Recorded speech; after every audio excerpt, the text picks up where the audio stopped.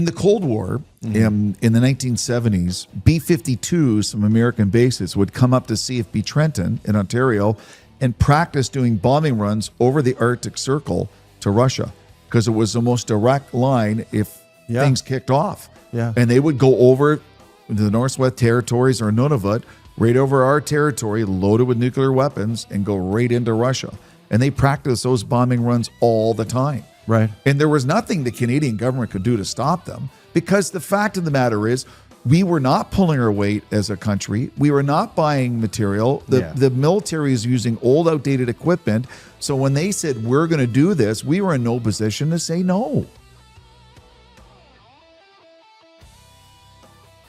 Canada doesn't have just two oceans we have to contend with. We have three. We have the Pacific, the Atlantic, and the Arctic Ocean. And the Arctic Ocean, for a lot of Canadians, a lot of people around the world, is maybe the most hotly contested ocean on the planet. To talk more about it, as always, thrilled to be joined. The always popular, I hear so many compliments about you, Paul Micucci. I hear, Thank you, Paul Jim. Micucci's a smart guy. I don't know about that. So you know a lot more about the Arctic than I do, right? Because of my father, Yeah, your father. And I appreciate your military background. And everything is terrific as far as geography, because you have lived at different places around Canada, and you get it. I was shocked. I think before the show, you came in and we were talking.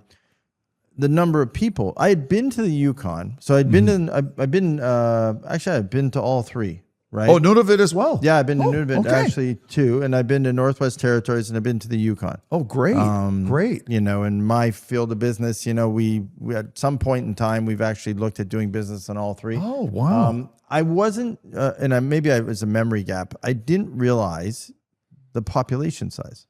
It's sparse. Yeah. Well, I knew it was small, but I didn't realize 136,000 across all three. Yeah. Nunavut, 42,000, Northwest Territories, 45,000, and the Yukon, 48,000. Correct. Yeah. Now the last one I was up at was the Yukon. I was in the Yukon. Beautiful, quite frankly. But a lot of Indigenous, I think, we spent most of our time with the Indigenous leaders in the Yukon. Yes. Talking about business opportunities. And it was interesting. And then we actually went to Alaska. So we took a plane. We were there. So we said, what the heck? We took a plane, flew into Alaska, spent a day in Alaska, which was just breathtaking. Yeah. But, well, the thing is with the Arctic and most Canadians, it's been well documented, 95% of the population lives within an hour of the U.S. border. Yeah. And we forget how far north it goes. And when my father was in the Royal Canadian Air Force, he was ground crew, and they would go to Alert. And Alert is the most northern outpost on Canada.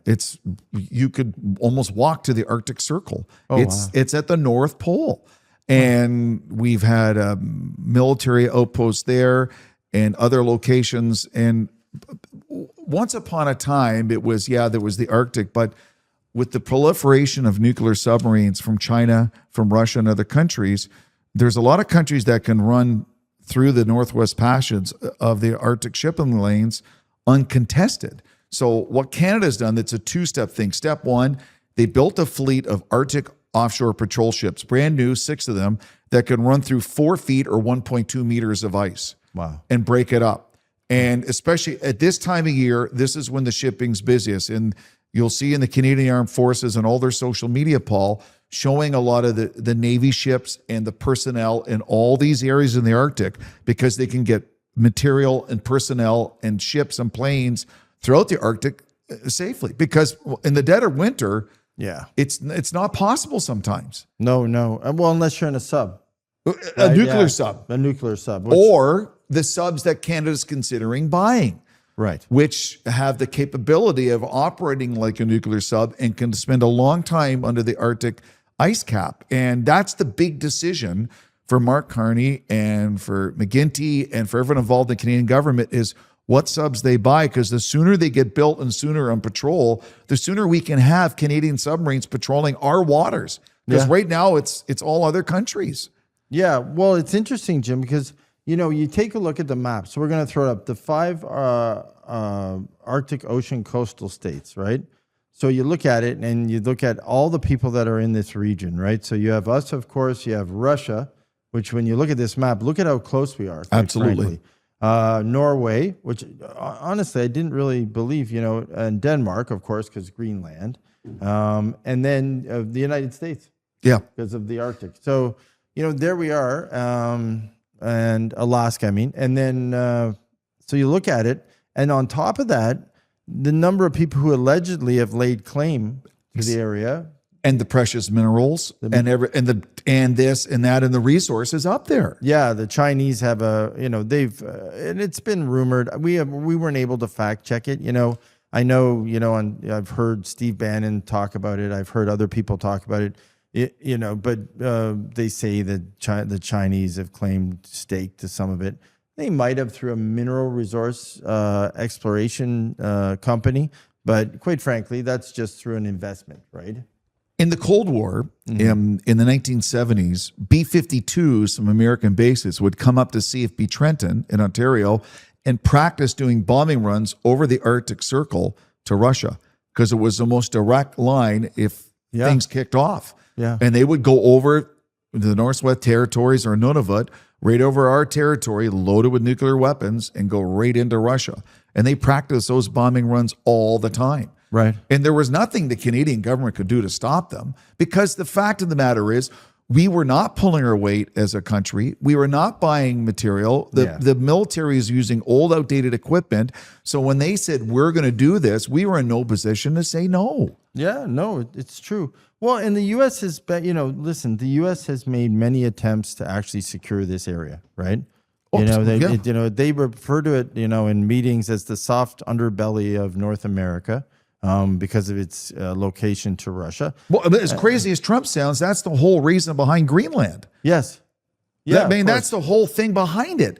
He's doing it in a very heavy-handed, sort of unintelligent way. Yes. But he's not the first American politician to muse, maybe publicly or privately, about the strategic and economic importance of Greenland and what it would mean to the USA. Oh, yeah. Well, it's been since, I was looking before we came in, it's been since 1812, the Americans have eyed this region. Yeah. Right. And of course, because, they always thought it was the back door into the nation, into North America. And, now technology, which is kind of scary, because before the show, I was listening to some really great other podcasting. And I actually happened on one that talked about cyber security in Alaska and the Arctic. Mm-hmm. And it was very interesting because they talked about, issues like sonar, location devices, blocking, and I thought to myself, wow, that's a really interesting topic. But if you think about it, Jim, you're in, sub-zero temperatures for most of the year. Quite frankly, equipment failures can happen.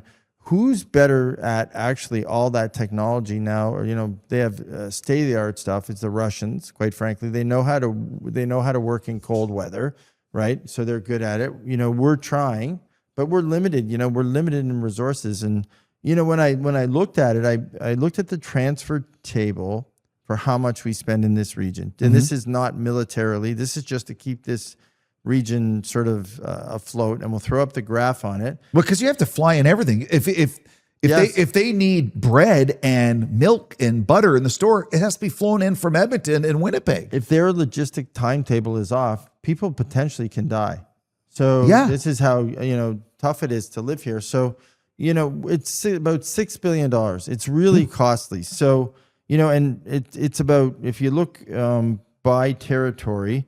For the Yukon, it's about $34,000 a person per year. So $1.6 billion, it really is. And that's social, health, government transfers. Those are all the things that go into that number. It's about $2 billion for the Northwest Territories. Yeah. Because of the expanse of how big it is, quite frankly, which is about $42,000 a person.